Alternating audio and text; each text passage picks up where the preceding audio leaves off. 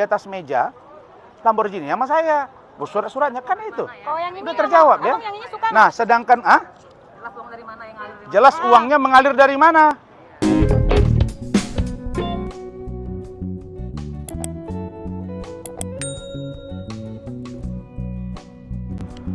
Baik, assalamualaikum warahmatullahi wabarakatuh.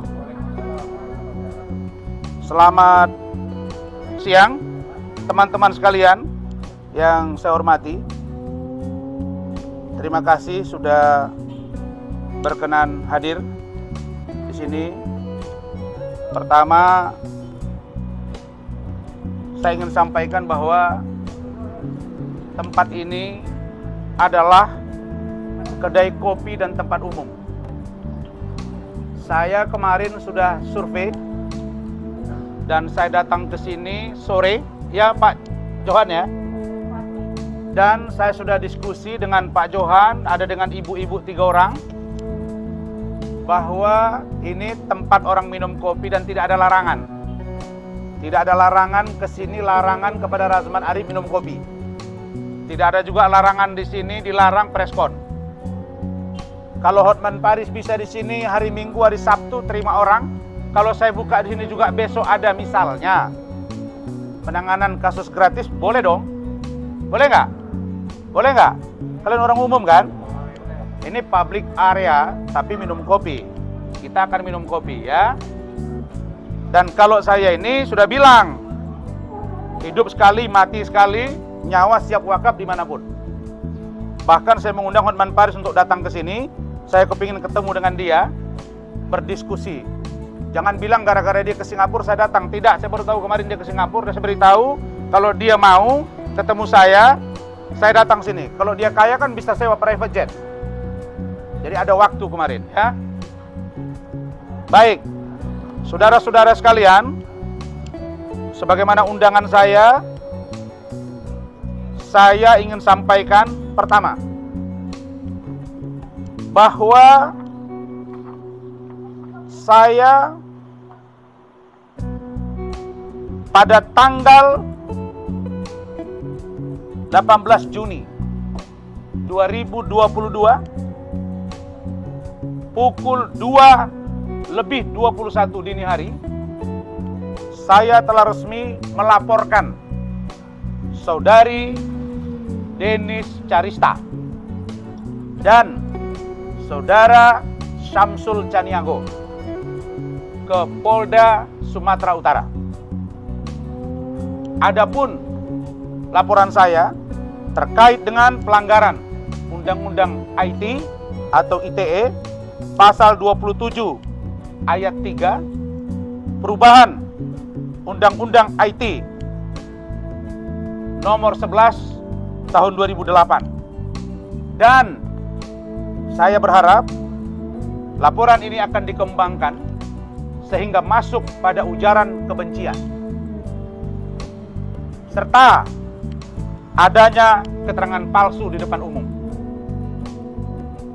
Terhadap siapa? Terhadap saudara Denis Carista. Dulu waktu saya preskon di Coffee Home, sama seperti ini.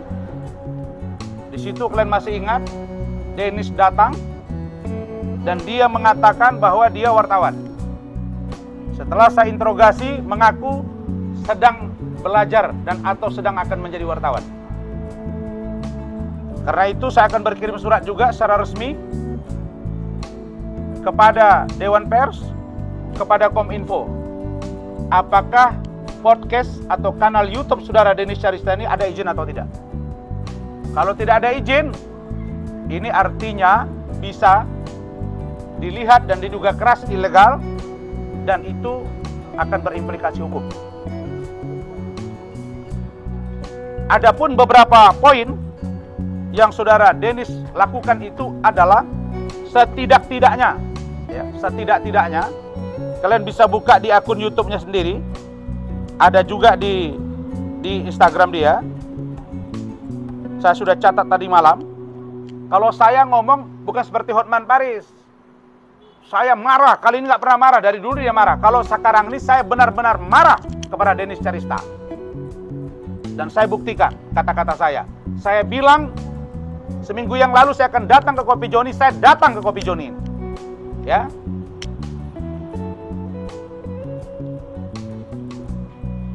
Saya sudah catat beberapa poin.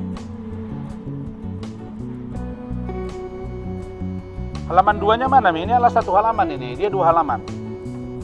Sebentar ya. Pertama,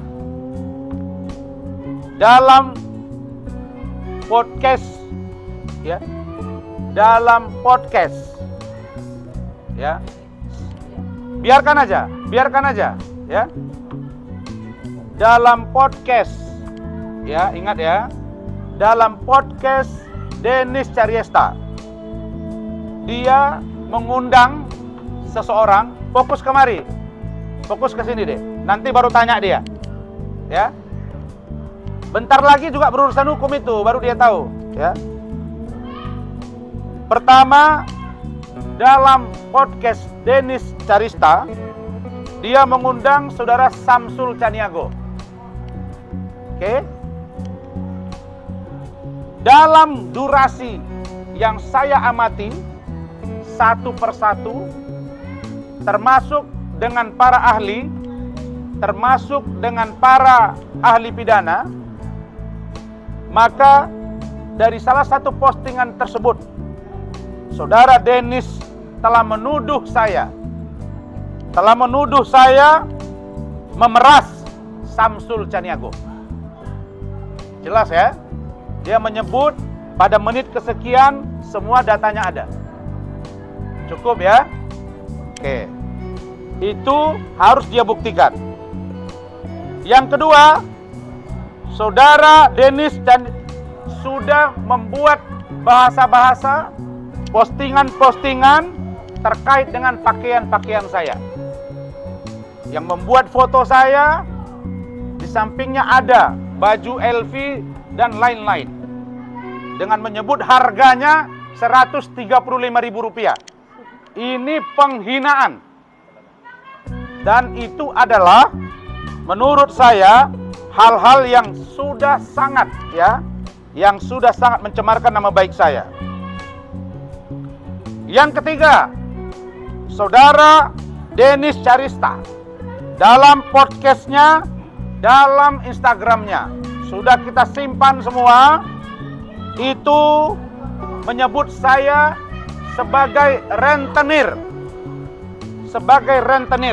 Ingat ya, sebagai rentenir. Dia menuduh saya sebagai orang yang rentenir. Kenapa? Dia telah memposting di Instagramnya perjanjian uang yang dipakai oleh Medina Zain kepada saya, ya. Dan itu dia menyebut di situ ada saya sebagai rentenir. Yang kelima, saudara Denis Caryesta secara sengaja telah mengolok-olok wajah saya di dalam Instagramnya. Ada membesar, ada mengecil, ya. Beda kalau saya bilang tahir khaili,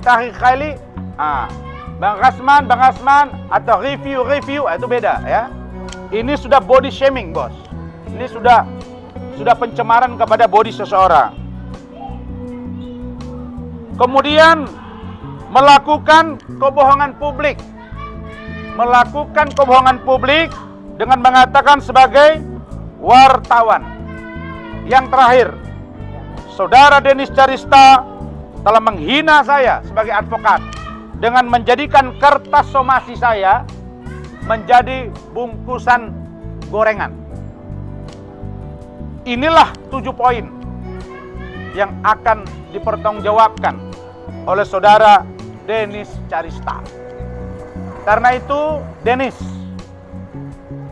kau akan capek berurusan dengan saya, dan silakan kau melangkah ke Sumatera Utara. Dan saya minta Bapak Kapolri, Bapak Kabar Eskrim, Bapak Kapolda Sumatera Utara, Bapak Dir Irwasda, Bapak Dirkrimum ataupun Dirkrimsus untuk serius menangani ini dan tidak dibawa ke Mabes Polri kasus ini. Karena ini lokusnya ketika saya baca itu ada di Sumatera Utara, tepatnya di Medan. Oke. Kemudian Saudara Samsul Caniago. Saudara Samsul Caniago itu sudah membuat pencabutan surat kuasa. Nih, saya bacakan ya. Pencabutan surat kuasa kepada yang terhormat Dr. Haji Razman Arif Nasional SAG PhD Advokat Negara Sora Etolo di Ranlopong, tempat pencabutan surat kuasa tambahan. Dengan hormat, saya bertangan di bawah ini nama, dengarin ya. Samsul Caniago, pekerjaan wira swasta, jenis kelamin laki-laki, alamat Kelurahan Timbang Deli, Kecamatan Medan Amplas. Berkaitan dengan surat kuasa tambahan nomor 163 tertanggal 2 Agustus 2021 antara Samsul Caniago dengan Dr. Razman Arif Nasional SAG PhD. Maka bersama ini saya memberitahukan selaku pemberi kuasa mencabut surat kuasa tambahan tersebut per tanggal surat hari ini. Hari ini tuh di sini disebut tanggal 7 Juni 2022. Oke ya. Kemari kalian fokus kalian. Adapun yang menjadi alasan saya mencabut surat kuasa tambahan tersebut adalah karena saat ini saya sedang mengalami kesulitan keuangan yang cukup pelik dikarenakan banyaknya persoalan yang saya alami. Jadi nggak ada hubungannya di situ dengan pekerjaan saya yang tidak selesai katanya, ya. Jelas ya, kalian bisa dengar itu ya. Nanti sinyal kalian foto nih. Kemudian selanjutnya saya mengucapkan banyak terima kasih kepada kantor hukum Dr. Razman Arif Nasional SAG PhD yang selama lebih kurang 10 bulan telah membantu saya dalam penanganan perkara saya selaku pelapor dalam laporan polisi nomor LP 1225 SPKT Restabes Medan tentang dugaan tindak pidana penipuan. Demikian surat pencabutan surat kuasa yang saya sampaikan. Atas perhatian kerjasama diucapkan terima kasih. Samsul, hormat saya. Nih. Ada nggak di sini dia mengatakan saya meras-meras dia, nangis, 30 juta, 4 juta, 1 juta, 40 juta, dan katanya saya mau mengasih uang dan macam-macam. Saudara, saya meras-meras dia, nangis, 30 juta, 4 juta, 1 juta, 40 juta, dan katanya saya mau mengasih uang dan macam-macam. Saudara Samsul, jangan pernah mau jadi alat orang. Saya minta ketika kau dipanggil, jelaskan yang sesungguhnya. Kalau kau jujur, adakah Hotman terlibat? Adakah Richard Lee terlibat? Adakah Dennis terlibat? Adakah Farhad terlibat? Kalian semuanya kumpul. Saya tidak pernah takut dengan kalian semua. Jadi, kau harus bicara jujur, dan saya buktikan kata-kata saya. Itu ya. Kemudian, sebelum saya selesai menyampaikan ini, lewat kesempatan ini juga, saya telah membaca dan mendengar podcast Uya Kuya. Uya Kuya unsurnya menurut ahli, menurut teman-teman saya penegak hukum, menurut teman-teman saya advokat, telah memenuhi unsur untuk saya buat laporan polisi. Di antaranya, saudara Uya Kuya telah secara sengaja melakukan, satu saja ya, saya kasih tahu ini, telah secara sengaja memasang foto Dr. Ran, saya, ketika dia menginterview saudara Samsul Caniago, dia tampilkan foto saya yang sedang memegang surat kuasa dengan Samsul Caniago. Dia tidak menyebut nama saya, tapi dia menampilkan foto saya. Maka jelas arahnya ke saya. Ini petunjuk hukum. Untuk saudara Uya Kuya ada 5-6 poin yang masuk unsurnya. Dan salah satu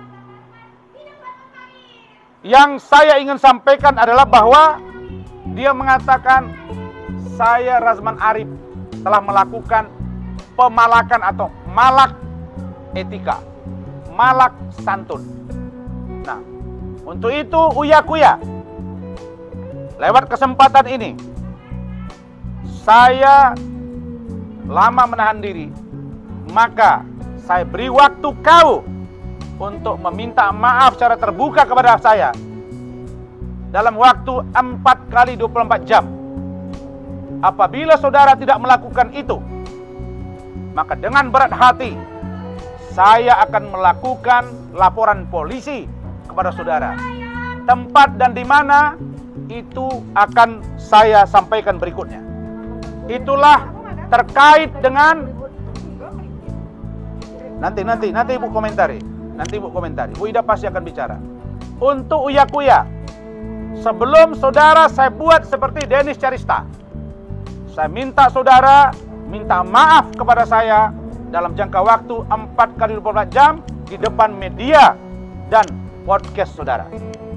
Apabila tidak, saudara akan saya lakukan upaya hukum.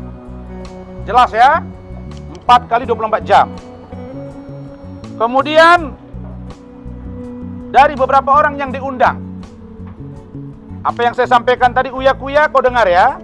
Kau salah satunya telah memasang foto saya, kemudian kau berbicara tidak menyebut nama saya, tapi kau pasang foto saya.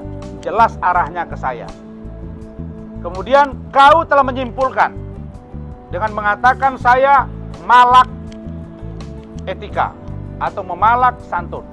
Memalak artinya sama dengan memeras, memaksa.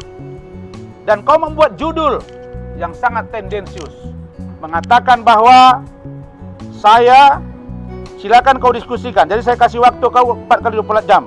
Kalau tidak ya kau berurusan dengan hukum. Seperti yang saya lakukan kepada saudara Dennis Carista ini. Judulnya di Uya Kuya TV, menangis korban pengacara MZ habis-habisan dimintai uang terus sampai jual barang. Barang apa? Barang apa yang dijual? Malu saya pun mendengarnya. Sekelas saya 40 juta, mestinya kau malu. Tanda tangan ke saya itu miliaran, Pak. Tapi karena kau datang-datang menangis dalam pengertian minta-minta tolong, nah, sampai kau datang, nah maka Samsul, kalau untuk kau laporan saya bertambah. Kalau kau tidak ada maaf, kau berurusan dengan hukum dan tunggu pengembangannya. Yang terakhir, kepada saudara atau saudari Evi Susanti. Saudara Evi, saudara telah selesai urusan dengan saya. Saudara sudah ada perdamaian dengan saya. Ada buktinya, ada videonya, ada beritanya, ada fotonya. Saudara salah secara sengaja menebar ujaran kebencian kepada saya, memfitnah dan mencemarkan nama baik saya. Padahal begitu selesai urusan saudara dengan saya, maka kita sepakat untuk menutup semua yang terkait dengan urusan saudara dengan saya dan Bapak Gatot Pujo Nugroho. Karena saudara di situ mengatasnamakan diri saudara dan Pak Gatot Pujo Nugroho. Karena itu, sebagai istri kedua, saya nggak tahu kedua atau ketiga. Yang penting bagi saya tahu istri tambahan. Karena istri pertama ada di Medan, setahu saya ya. Istri sah atau nggak sah saya nggak ngerti itu, tercatat atau nggak tercatat ya. Sebagai istri kedua, cukuplah bagi saudara dengan saudara mendekam dalam penjara 19 bulan. Tindak pidana penyuapan dan atau korupsi. Karena itu saya minta saudara untuk juga meminta maaf kepada saya. Ya, meminta maaf kepada saya juga dalam jangka waktu 4 kali 24 jam. Kalau tidak, saudara Evi, saya akan ambil tindakan hukum terhadap saudara. Jangan dicancing, Bu. Nanti fokus konsentrasi, Bu. Jangan layani dia. Biarin. Ya. Ya. Nanti. Jadi terkait dengan Saudara Evi Susanti ini, saya sampaikan, saudara mengatakan bahwa penegak hukum itu menyebut, bahkan itu jelas mengarah kepada KPK. Kenapa memakai saya? Saya akan cross check kebenaran ini. Kalau sampai KPK benar, kenapa sampai saudara memilih saya sebagai pengacara? Apa urusan KPK mengintervensi pengacara? Itulah yang banyak saya rasakan, tapi saya nggak pernah ungkap. Lewat saudara, saya akan ungkap ada apa permainan. Jadi, saudara-saudara sekalian, ini penjelasan saya. Silakan, saya sangat kecewa Pak Hotman tidak ada di sini. Saya kira dia ada di sini, saya akan datang juga. Kami bisa silaturahim, berdiskusi panjang. Kalau dia banyak duit, bisa sewa private jet dong. Mungkin kan bisa saja. Saya juga rindu ketemu beliau. Saya datang. Jadi nggak lagi gini-gini bilang sama saya. Nah, saya kan datang, ini markasnya nih kan. Kalau ini dibilang markasnya, tapi ini kan kedai kopi nih kan. Ya. Jadi itu, saya kira itu dari saya. Silakan. Ada pertanyaan, nanti ditambahkan oleh Bu Ida. Kemarin kan dari kopi katanya Bang ada pertanyaan. Tapi ini menjadi kayak seakan-akan tutup gitu Bang. Saya tidak tahu. Saya datang ke sini lebih kurang pukul 4 sampai setengah 6 ya. Saya datang, setahu saya ini katanya buka dari pagi sampai jam 1 siang. Kalau itu Sabtu Minggu. Tapi sekarang tutup. Saya datang kemari, saya tanya.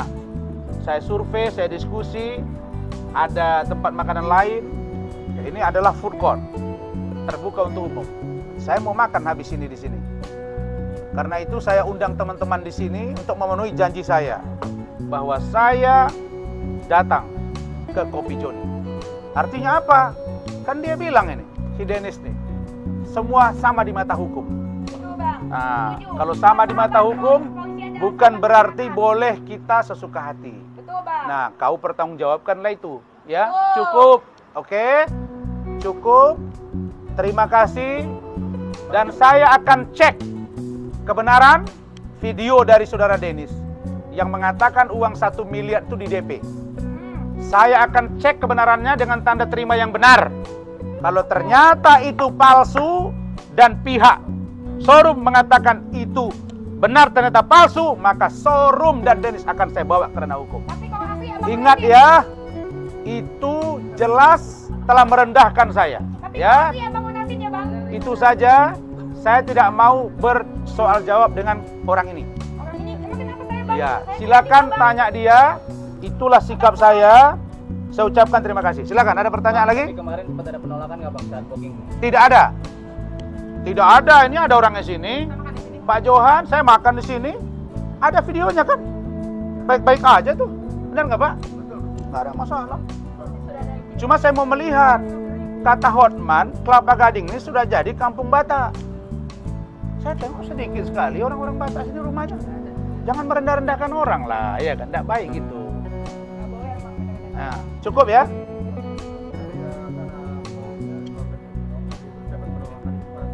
Udah ada. Bos, saya ini sudah bilang sama kalian, saya ini orang jual koran, jual rokok pinggir jalan, jual ayam. Cuma ayah saya bedanya dia ulama, ya, hafiz Quran, dan saya dididik. Cuma dua kata ayah saya yang tidak boleh saya lawan. Orang gila dengan orang lapar. Tapi di luar itu lawan. Jadi apa yang saya peroleh hari ini itu karena Allah dan ikhtiar saya. Maka saya tidak pernah takut, bos. Ya, saya ini ketua badan hukum salah satu ormas terbesar kepemudaan dan masyarakat di Indonesia. Dan saya pengacara. Nah, saya sampaikan ya.